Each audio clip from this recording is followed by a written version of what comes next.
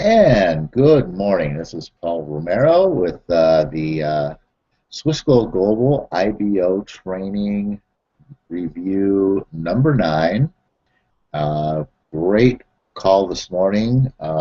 Jeff Fagan is out of town, and this call was headed up by one of our Swiss Gold Global comrades, I would say.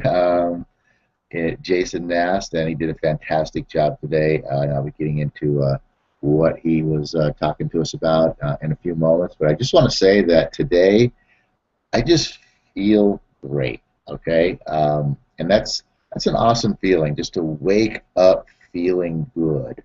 I think maybe some of this comes on the heels of myself getting out of my comfort zone yesterday and heading up Jeff's Tuesday morning with Jeff as actually Tuesday morning with Paul, and I had a great time doing that, although we did have a very, very small turnout. I feel it's unfortunate, actually, for those that didn't show up, because it's great that everybody comes down to get the information from Jeff and get his teachings. But you know what? And this actually kind of coincides with Jason's call today. There's a lot that can be gained from knowledge, and from knowledge that you can get anywhere, and you can get knowledge from other people.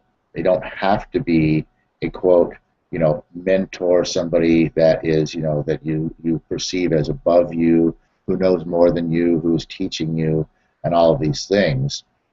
A lot of knowledge can come right out of your peer group, especially when, as yesterday sort of blended with my leading the session with my presentation, and also a blend of sort of a group mastermind session. There was some really, really good stuff that came out of that meeting yesterday, and I think it's unfortunate that a lot of people chose not to show up just because Jeff wasn't there, and I believe they actually missed out on some really, really good material. With that said, the excitement that I have, it's great when you can wake up in the morning, and for me, if I can wake up in the morning and lay there in bed for like maybe 10, sometimes all the way up to about 30 minutes, but if it's like 10 or 15 minutes and my mind is just racing with great ideas, I can only lay there for 5 or 10 minutes, because I'll have 3, 4, 5, 6 great ideas run through my mind, and I just got to jump up out of bed and get them down on paper before they disappear forever. And that's what happened to me this morning. I love waking up that way. And the great thing is by the time you get up, brush your teeth, and sit down and get these things on paper, you're awake, you're alive. You don't need that cup of coffee to get your dragon tail going. You're just you're just up and going, and you're ready for your day. And I'll tell you what, I was up at a little after 5. It's almost 8 o'clock now, and I have probably accomplished more already today than most people are going to do all day today. And that's a powerful feeling in and of itself, just knowing that when you walk out in the world, and the people that you see, and you look at somebody and you're just like, yep, I already got more done than you today. So I just feel really, really good today, and this is a place where you want to be, because really this is what life is all about, is just each and every day feeling as good as you possibly can about your whole life, everything in your life, and not allowing all of the negative things that are coming at us from every direction to affect the way that you're feeling each and every day, and to just feel really good, and to work on have your biggest problem being having to work on feeling better. I mean, it's awesome to feel really good, and all you have to work on is how to feel even better. That's amazing. So Jason's call today, Jason's an awesome guy, and he's got really, really good information. I love talking with Jason. He's got a lot of experiences that get me excited. That's actually, I think, something that I really love is just what exhilarates me, what gets my blood pumping is new, anything new and different, and talking with other people and hearing different experiences, things that they've done in their life or whatever, and just the newness of my mind being able to conceive and picture myself seeing or doing or experiencing something that someone else has already done. That's an exhilarating thing for me. That's, I think, kind of what I live for. And then, I mean, obviously live for the actual opportunity to do and experience and see those things. But just the whole idea of something that I never knew about or heard of or ever had an opportunity to experience before, being able to take that in and just knowing that it's available to me just really exhilarates me. So, and Jason's the kind of guy who's got a lot of neat experiences and a lot of knowledge that well, we all have knowledge that nobody else has, because our own knowledge came from our own experiences and everything else, and nobody else has done that. So that's kind of a unique little concept right there. Very profound thought is that your knowledge is unique from anyone else's, and it has value based purely upon that. So who you are and what you are is all based upon your experiences and what you've done, and the knowledge that you've gained from all that is a value to be shared with the world. That's my own idea, not Jason's. Although it might be, I don't know. So anyway, Jason started talking today about mental fitness. Quite an interesting concept. We all think about physical fitness and working on our bodies, and well, hopefully we all do. I'm a little bit lackadaisical with it myself and need to get a little bit better at it as well. But that's I'm something else that I'm working on. Keeping our bodies in tip-top shape so that we can actually go out and be able to experience and enjoy these new experiences and things that we learn about. So, but thinking along the concept of mental fitness, that's something that very, very, very, very few people probably ever even consider, let alone actually practice. And so the concept that he brought forth today, I think, is really, really good, and something that I would definitely like to explore even further. And I'm so glad that we have replays on these phone calls, because the material that Jason delivered today, the way I could keep up with the notes. So what I'm going to be giving you today right now, directly off the tail of that call, is going to be probably a little bit jumbled, but I hope it makes enough sense and I get the point across of the importance, actually, of mental fitness to be coincide with your physical fitness. So he talked about an IQ test and how this has been around for so many years, and how it still withstood the test of time as a measure of your physical intelligence about certain aspects of how the brain works, kind of a thing. Verbal and spatial capacities. There was something else that he mentioned I didn't get a chance to write down. And this is a great test that we all have heard of and can take that measures all of this and kind of gives you a quotient of where you kind of fall in the whole scheme of things. And he was mentioning that the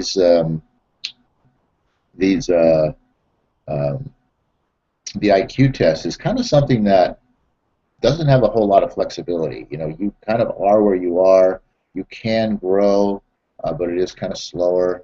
You can falter, but again, it is kind of slower. So it's a lot more of a steady sort of a measurement of your brain power than the second part of what he was talking about, which was emotional intelligence, which is not measured by the IQ test. And emotional intelligence is really our ability to identify and control emotions, which is very, very powerful, because your emotions really are what drive your thoughts, and your thoughts are obviously what drive your actions, and your actions obviously are what are producing your results in your life. So being able to identify and control emotions is a huge part. And this portion of the mental fitness that Jason was speaking about is really where you have a great ability to increase and or decrease your capabilities, your functionality within this area on a grand scale compared to your IQ quotient. And that, I think, is really something that if we can all work on this to become able to recognize and react to emotional situations in better ways, that we can really enhance our lives and enhance our success and enhance just everything about the world that we live in. Because the other thing that kind of goes along with this emotional intelligence is that it can translate into large groups. It's not just an individual thing, and that's a whole deeper sort of a concept there that eventually we'll probably get into and address. But for right now, I'm just going to kind of let it go with the idea that it's not just within yourself that you're looking at these, your emotional, your ability to manage and grow and change your emotional state and your manageability of your emotions. So it's on a group scale as well. He gave us a few facts about the brain itself. The 3 pound organic matter that is known as the brain. I don't know. I'd like to maybe put my head on a scale and see how that works, but I don't know if I can pull the brain. Can't get the brain out of there to really measure that 3 pounds. So I imagine scientists have pretty much narrowed that down for us. I can skip that step.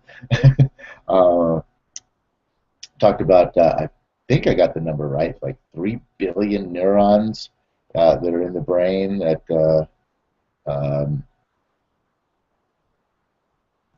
create the functionality of how we think. And obviously we all know there's different portions of the brain. He did do some in-depth research with some medical terms that I wasn't even going to attempt to write down, let alone pronunciate here for you. So there's a lot of different areas that obviously affect different things, different ways of thinking, and different parts of who we are. So very interesting. Some brain theory. Something interesting to think about looking into and studying for the future.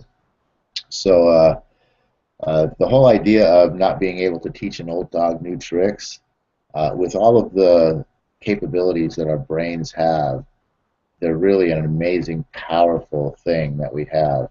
He brought up an example of the senator, I believe, some sort of a politician, female, who was here in Arizona, who was shot by, I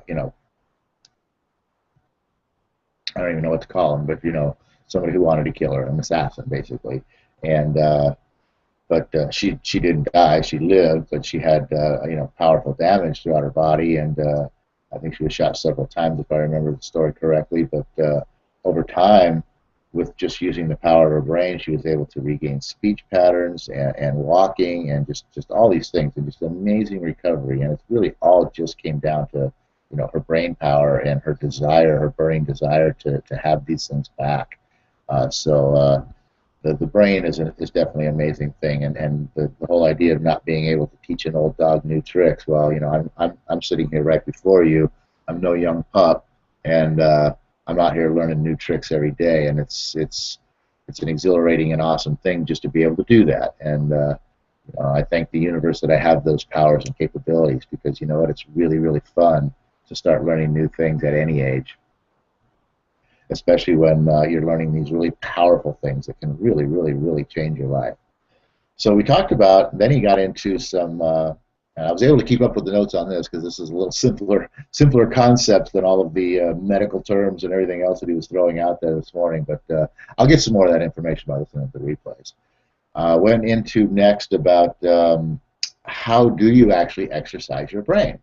And he gave a few examples, I think 6 here. And so the first one, really fun way to just exercise your brain, is just simply games.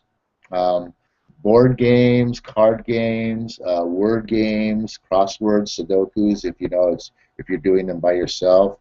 The other games, especially, doing the game itself gives you the ability to process and solve problems and whatnot like that, and stuff like that. But also the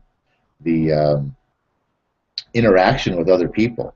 If you're playing a game with multiple people, and the interaction there is um, a great exercise for your brain.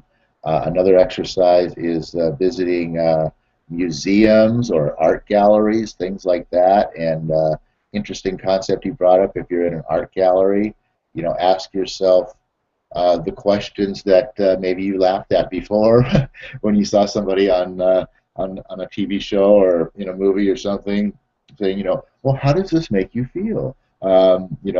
Ask yourself, literally ask yourself, what is my reaction to this? How does this make me feel? What is the artist wanting me to see in this? What is the artist trying to say? Literally ask yourself those questions, and it generates, brain function and thinking. Another one is people watching. I love this. This is something that I actually used to do a lot of. Never really to the in-depth part of actually thinking of a lot of all this stuff, but just enjoying and watching people. And I think I've actually gained probably quite a bit from that. But Jason actually suggested taking it to an even deeper level here. Whereas when you're people watching, say you go to a mall or a baseball game or some sort of an outdoor event, anything where obviously there's a lot of people gathered around, or maybe you just say, maybe you just go down and sit on the bus stop at the street corner and watch people. It doesn't really matter where you do it. But as people are going by and you're looking at someone, try to experience their experience. Are they smiling? How are they feeling right now? Is this a happy person or an unhappy person? What's going on in their life? And even actually try to read their whole life just by how they're dressed, what they're doing, the way they walk, their